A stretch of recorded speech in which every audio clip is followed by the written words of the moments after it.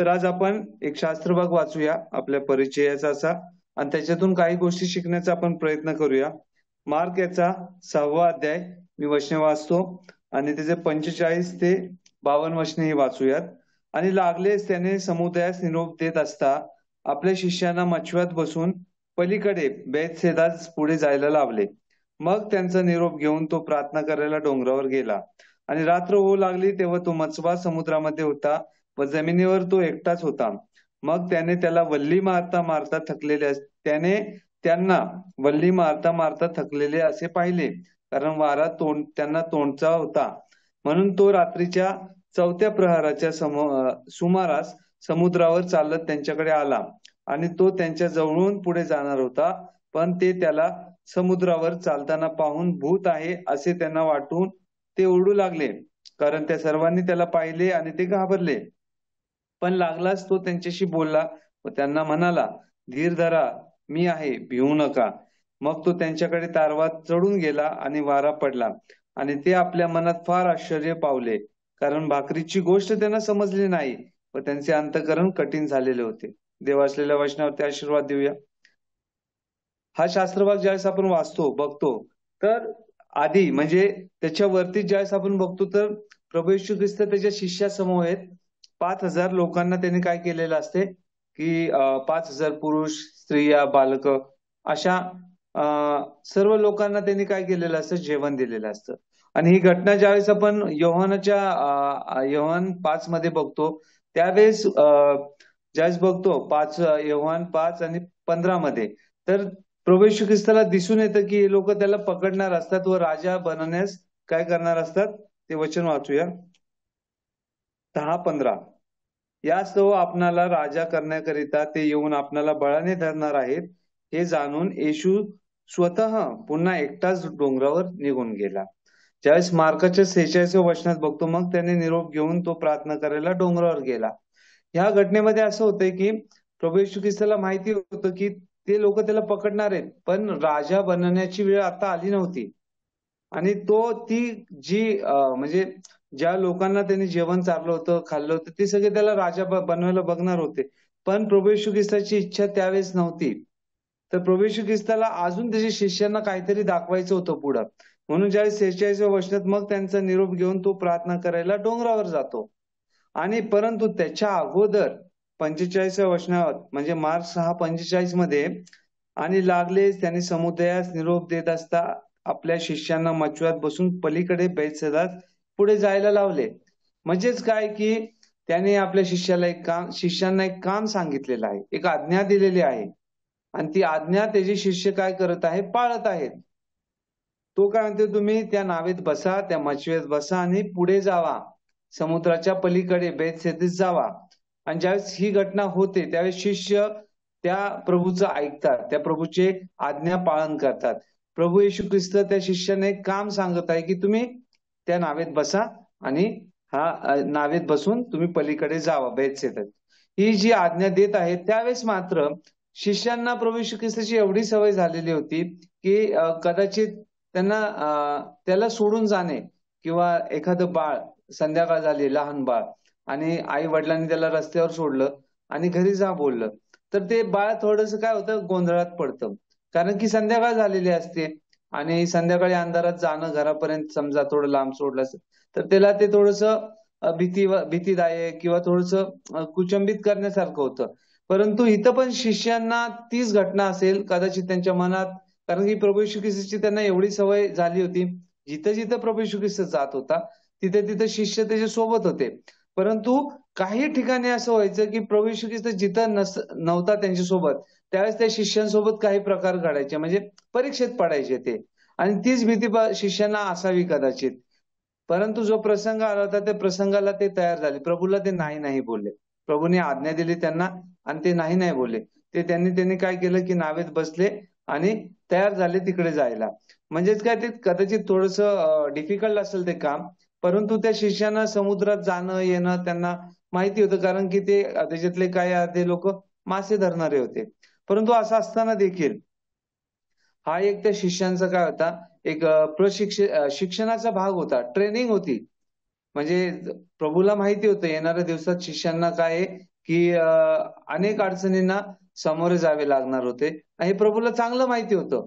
म्हणून प्रभूने एक हा परीक्षेचा भाग किंवा प्रशिक्षणाचा भाग होता. म्हणून त्या शिष्यांना काय बोलले, की तुम्ही नावेत बसा आणि पलीकडे जावा.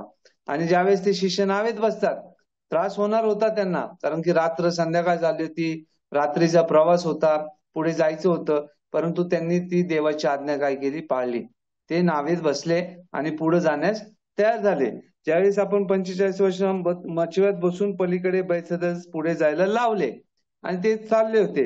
ज्यावेळेस आपण 47व्या वर्षात येतो आणि रात्र होऊ लागली, तेव्हा तो मचवा समुद्राच्या मध्ये होता व जमिनीवर म्हणजे त्या डोंगरावरती प्रभू येशू ख्रिस्त होता. हे लोक कुठे होते? समुद्रामध्ये होते, नावेत होते आणि प्रभू येशू ख्रिस्त जमिनीवरती डोंगरावरती होता. परंतु ज्यावेळेस आपण एखादं म्हणजे समुद्र म्हणजे काय आपल्याला दर्शवतं, की हे जगाचं दर्शक दर्शवतं. समुद्र म्हणजे काय? जग आहे. आणि मचवा जो आहे, नाव जी आहे, ती कदाचित आपली मंडळी असू शकते, आपलं वैयक्तिक जीवन असू शकतं, आपलं कौटुंबिक जीवन असू शकतं देवामधलं. आणि आपण काय करत आहे? या जगामध्ये जगत आहोत. परंतु या जगात जगत असताना देव आपल्याला काही आज्ञा देतो. त्या आज्ञा जे जे पाळतात त्या लोकांसाठी या जगामध्ये जगत असताना काही काही अडचणी येतात. पण अशा अडचणीत देव कुठं आहे? प्रभू येशू ख्रिस्त कुठून आपल्याला बघतो? हे बघण्याचा प्रयत्न करू. मग त्याने त्यांना वल्ली मारता मारता थकलेले पाहिले, कारण वारा काय होता? तोंडचाच होता. वारा कसा होता? तोंडचा होता. आता ज्यावेळेस आपण 48व्या वचनामध्ये येतो, त्यावेळेस इथे दोन मुद्दे आहेत. कारण की प्रभू जो होता तो बाहेर होता, जमिनीवर डोंगरावरती होता आणि हे जे शिष्य होते ते समुद्रात होते. जे वचन जे आहे, मग त्याने त्यांना वल्ली मारता मारता थकलेले पाहिले, कारण वारा विरुद्ध दिशेचा होता. ज्यावेळेस आपण मेहनत करतो, आपण कष्ट करतो, त्यावेळेस प्रभू बघत असतो. ज्यावेळेस हे लोक समुद्रात गेले सायंकाळी, त्या सायंकाळपासून जवळपास पहाटेचा 4थ्या प्रहारापर्यंत मध्यरात्र होऊन गेली. 7-8 तास ते समुद्रात काय करत आहेत? मेहनत करत आहेत पलीकडे जाण्यासाठी. आणि काय करत आहेत? वल्ली मारत आहेत. ते कष्ट नाही करत असं नाही, ते एका जागेवर थांबले नाहीत. विरुद्ध दिशेचा वारा आहे, पण काय की अपोजिट विरुद्ध दिशेचा वारा आहे. ते मेहनत करत आहेत, परंतु प्रगती होत नाहीये. बरेचदा काय होतं? आपल्या जीवनात देखील असंच होतं. आपण कष्ट करत आहोत, देवाची आज्ञा पाळत आहोत, परंतु काय की आपल्या समोर येणारी परिस्थिती जी आहे ती विरुद्ध आहे. आजकाल जे आपल्या महाराष्ट्रात चालू आहे सगळ्यांना ठाऊक आहे. परिस्थिती आहे, बिकट आहे. आपण सर्व काय करत आहेत? कष्ट करत आहोत, मेहनत करत आहोत, संघर्ष करत आहोत, परंतु आपली प्रगती होत नाहीये. आपण काय करत आहोत? आपल्या ताकदीने कष्ट करत आहोत. देवाचं आपल्याकडे लक्ष आहे, असं नाही की नाहीये. त्यामुळं संकट आज जरी असेल आपल्यावरती, आपल्या वैयक्तिक जीवनात, आपल्या कौटुंबिक जीवनात, आपल्या मंडळीमध्ये आपली वाढ होत नसेल, आपली आध्यात्मिक वाढ होत नसेल, आपण आपलं कष्ट चालू ठेवलं पाहिजे. जसं त्यांनी संध्याकाळी त्या नावेत बसले, रात्री पहाट झालीये, पहाट होत आली आहे, 4था प्रहार होत आलाय, तरी ते काय करत आहेत? वल्ली मारत आहेत. ते थांबले नाहीयेत. कष्ट चालू आहे त्यांचं. ज्यावेळेस आपण या जगात जगतो, त्यावेळेस आपल्याला अनेक संघर्षांना तोंड द्यावं लागतं. कधी कधी संकटांना तोंड देताना आपल्याला द्यावंच लागतं. कधी कधी आपल्यासोबत प्रभू येशू ख्रिस्त नसतो, तो आपली परीक्षा घेत असतो, आपल्याकडे बघत असतो. आपण आपल्या साधनाने, आपण आपल्या संपत्तीने, आपण आपल्या ज्ञानाने, आपण आपल्या शक्तीने काय करत असतो? ताकद लावत असतो, आपण मेहनत करत असतो, पण आपण काय करत असतो? कमी पडत असतो. का? कारण देवाची इच्छा असते की तू तू काम करतोय, पण ते तू त्या प्रगतीसाठी किंवा त्या विश्वासात वाढण्यासाठी तेवढं पुरेसे नाहीये. मी तुझ्यासोबत असणं खूप गरजेचं आहे. म्हणून काय आहे की आपण थकतो. आपण काय होतो? थकतो. ते शिष्य देखील थकले. अनेक लोक थकत आहेत. परंतु देव तुम्हाला आणि मला काय करत असतो? चेक करत असतो, तपासत असतो. दुःख येणार आहेत. दुःखाचा दुःख येणं म्हणजे हा दुःखासोबत काय होतं? देवाच्या उपस्थितीचा अनुभव आपल्याला मिळतो.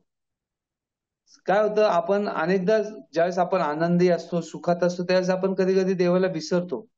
हे शिष्यांना ज्यावेळेस तो 5,000 लोकांना जेवण चारलं त्यांनी, त्यावेळेस ते लोक अचंबित होते. त्यांचं मन कठीण होतं आणि त्यांना ते समजवण्यासाठी त्यांना ते समुद्रात पाठवावं लागलं देवाला, की कारण की ह्या अगोदर पण ज्यावेळेस आपण बघतो, ज्यावेळेस प्रभू येशू ख्रिस्त नावेत असतो आणि 4:40 मध्ये की तो बोलतो, "अहो अल्पविश्वास तुम्ही का घाबरलात?" प्रभू येशू ख्रिस्त सोबत आहे, नावेत आहे आपल्या. तरी आपण काय करतो? घाबरतो. त्यावेळेस त्यांना तो प्रश्न तयार होतो, की हा आहे तरी कोण? ते दाखवण्यासाठी प्रभू येशू ख्रिस्त इथे येतो. आणि ज्यावेळेस आपण आपल्या कष्टाने काय मिळवत नाही ना, त्यावेळेस प्रभूची गरज असते आपल्याला. हे कष्ट करत आहेत, पण पुढे जात नाहीत. ते ज्यावेळेस पेत्राची निवड करतात, अंद्रेयाची निवड प्रभू येशू ख्रिस्त करतो, त्या तो काय म्हणतो, आम्ही रात्रभर आम्ही काय केले? आम्ही आम्ही रात्रभर समुद्रात होतो, मासे मिळवण्यासाठी. परंतु प्रभू त्यांना सकाळी काय म्हणतो, तुम्ही परत समुद्राच्या मध्ये त्या तुमच्या नावेला घेऊन जावा आणि तुमचं जाळं टाका. त्यानंतर काय होतं, त्यांना ते मासे मिळतात. प्रभूची योजना वेगळी आहे. आपली कष्ट करण्याची पद्धत वेगळी आहे. परंतु ज्यावेळेस आपण देवाची आज्ञा पाळतो, त्यावेळेस देवाचं वचन म्हणून म्हणतं, "अहो कष्टी व भाराक्रांत हो, तुम्ही मजकडे या." आणि ज्यावेळेस तो आपल्याला त्याच्याकडे बोलवतो, दुःख ज्यावेळेस असतो, त्यावेळेस देवाचा अनुभव जास्त मिळतो आपल्याला. आज ते शिष्य नावेत समुद्राच्या मध्ये आहेत. येणारा घटक काय आहे त्यांना माहिती नव्हतं, पण प्रभूला माहिती होतं काय करायचे. म्हणून काय दुसरा भाग जो आहे आणि प्रभू स्वतः तिथे येतो. काय? तो तिकडे येतो आणि त्याने पाहिले प्रभू आपल्याला पाहत असतो. आपण कुठल्याही परिस्थितीत असो. आपण कुठल्याही संकटात असो, आपण आनंदात असो, आपण दुःखात असो, आपण आपल्या कौटुंबिक जीवनात असो, मंडळीत असो, व्यावसायिक जीवनात असो आपण. जिथे कुठे असो आपण, तिथं आपल्याला प्रभू काय करत असतो? बघत असतो. प्रभूचं लक्ष आहे. त्याच्या लोकांकडे प्रभूचं लक्ष असतंच. ज्यावेळेस प्रभू त्यांच्याकडे बघतो आणि काय देवाने बघितले आणि आणि काय त्याने पाहिले, प्रभू डोंगरावरून बघतो, की शिष्य वल्ली मारता मारता काय झालेले आहेत? थकलेले आहेत. परंतु असं असताना देखील जर त्या प्रभूने बोलला असता त्या डोंगरावरून, ते वारं थांबलं असतं. पण त्याने तसं नाही केलं. त्याने काय केले? त्याने काय केले? मग त्याने त्यांना वल्ली मारता मारता थकलेले असे पाहिले. कारण वारा तोंडचा होता. म्हणून तो रात्रीच्या 4थ्या प्रहराच्या सुमारास समुद्रावर चालत त्यांच्याकडे आला आणि तो त्यांच्या जवळून पुढे जाणार होता. तो त्यांच्याकडे आला. डोंगरावरून तो कुठं आला? समुद्रामध्ये. आता ही जी घटना आहे, चालत जाण्याची घटना, प्रभू येशू ख्रिस्त पाण्यावर चालतो, ही खूप मोठं आपण ऐकलेलं पण आहे. खूप मोठा चमत्कार आहे. पण त्याच्यापेक्षाही मोठी गोष्ट काय? ते जे शिष्य होते ते समुद्रामध्ये होते. प्रभू येशू ख्रिस्त डोंगरावर होता. त्याचप्रमाणे ज्यावेळेस देव बघतो, की देवाचं वचन काय सांगतंय? रोम 3:23 मध्ये कारण सर्वांनी पाप केले आहे आणि ते देवाच्या गौरवाला उणे पडले आहेत. म्हणून त्याच्या पुत्राला स्वर्गातून ह्या जमिनीवरती, या पृथ्वीवरती पाठवण्यात येतं. कारण आपण सर्वांनी पाप केलं होतं आणि आपल्या कुणाकडून देवाचा गौरव नव्हता होणार. जसा तो डोंगरावरून चालत त्या समुद्रामध्ये आला, तसाच तो प्रभू येशू ख्रिस्त तो स्वर्ग सोडून तुमच्या आणि माझ्या तुमचं आणि माझं तारण व्हावं म्हणून तो काय करतोय? त्या स्वर्गातून खाली ह्या पृथ्वीवरती येतो. आपण आपण पापात होतो. आपण पाप करत होतो. आपण देवाच्या गौरवाला उणे पडलोय. आपण या जगामध्ये आहोत. हे सर्व त्या देवाने बघितलं आणि त्या देवाने ओळखले, की या जगात एकही असा माणूस नाही, की ज्याच्याद्वारे माझा गौरव होईल. एकही असा निष्कलंक नाहीये. म्हणून त्यांनी त्याचा स्वतःचा एकुलता एक पुत्र पाठवला. स्वर्ग सोडून तो इथे आला. त्यांनी बघितलं आपली काय अवस्था आहे, आपली दयनीय अवस्था आहे. आपण मरणाकडे धावत चाललोय. त्याची इच्छा आहे की आपण वाचावं. त्याची इच्छा होती शिष्यांनी वाचावं त्या समुद्रामध्ये. म्हणून तो डोंगरावरून काय करत येतोय? चालत येतोय. त्यांच्या जवळून जायचं होतं त्याला. जुन्या करारात ज्यावेळेस आपण बघतो, योबाच्या पुस्तकात तो एकटाच आकाश पसरवतो. 9व्या अध्यायात आणि 8व्या वचनात. तो काय म्हणतोय? तो एकटाच आकाश पसरवतो आणि समुद्राच्या लाटावरती चालतो. तोच तो प्रभू येशू ख्रिस्त. प्रभू येशू ख्रिस्ताने डोंगरावरून बोलला असता ना, की वादळ थांब, तरी ते वादळ थांबलं असतं.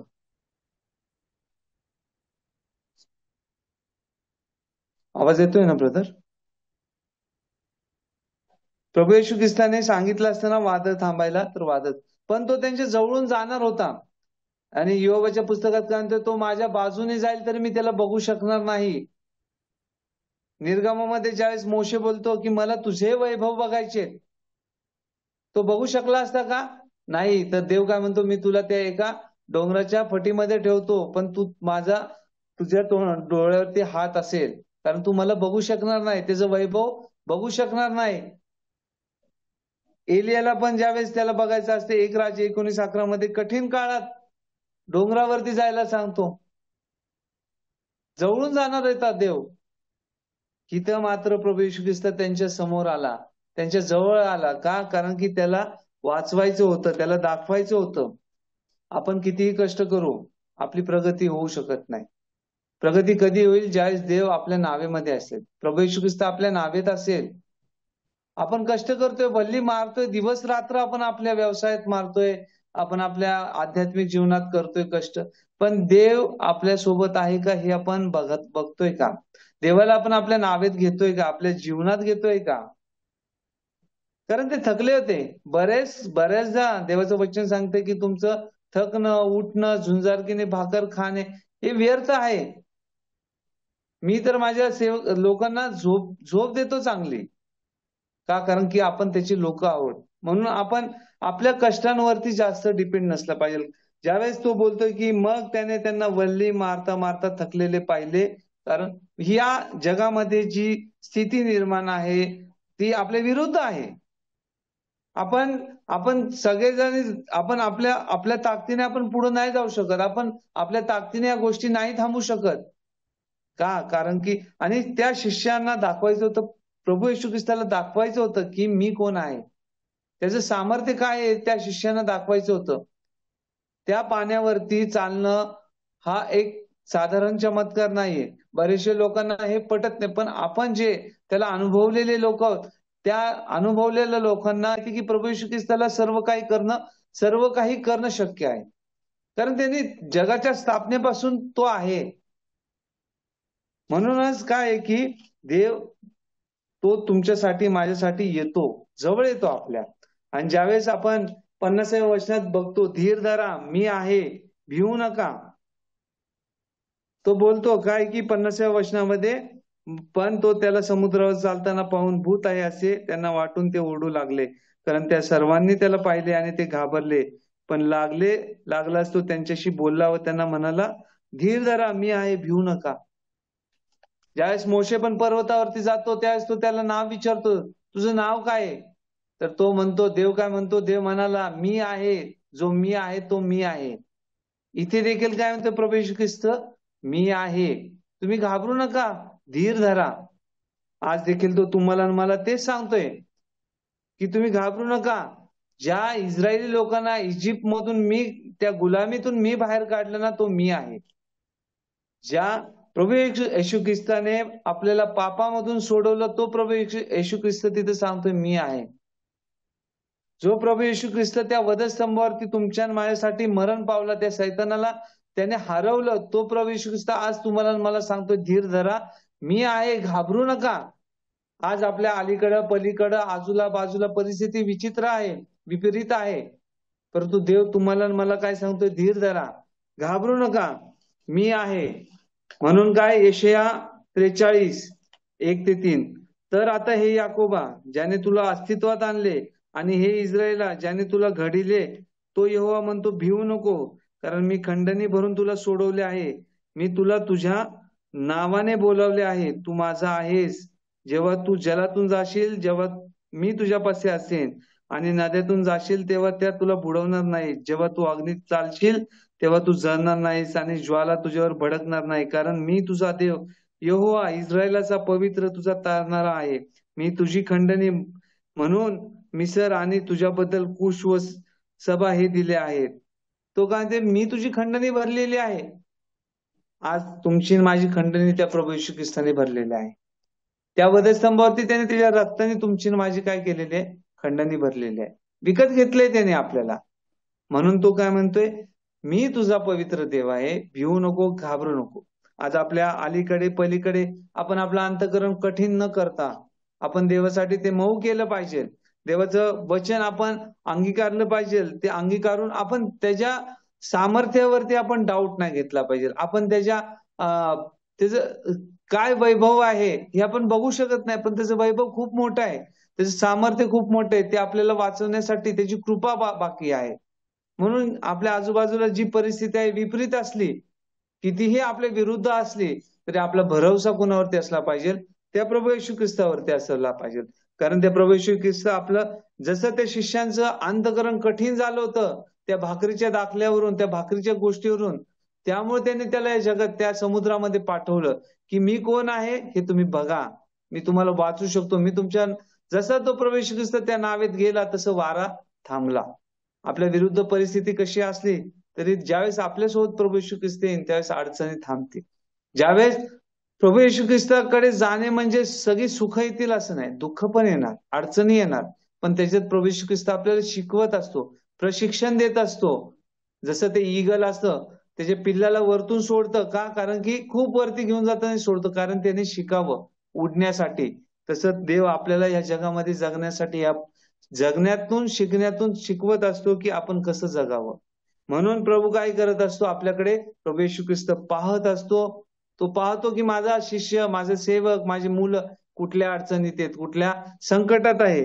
तो तिथे येऊन दाखवतो की मी तुमचं संकट, प्रभू येशू ख्रिस्त दाखवतो, मी तुमचं हे संकट दूर करू शकतो. तुम्ही माझ्यावरती भरोसा ठेवा. आणि तो तिसरं काय की प्रभू येशू ख्रिस्त वाचवतो. त्याने आपल्याला वाचवलं आणि ह्या संकटातून, जगिक संकटातून देखील तो वाचू शकतो. म्हणून he can do everything for his people. तो सर्व काय करू शकतो त्याच्या लोकांसाठी, त्याच्या मुलांसाठी. म्हणून आपण आपला विश्वास त्याच्यावरती, आपण थकलो असलो तरी आपण धीर धरला पाहिजे आणि आपण न घाबरता प्रभू येशू ख्रिस्तावरती विश्वास ठेवला पाहिजे.